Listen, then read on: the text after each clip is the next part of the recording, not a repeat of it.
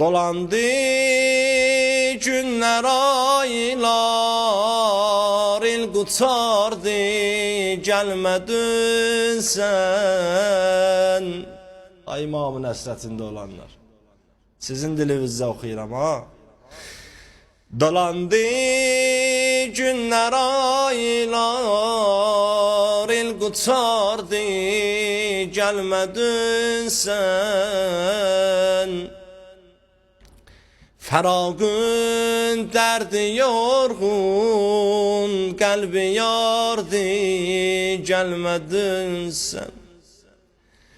Qalıbsan harda mola, ey əziz-i can-ı can.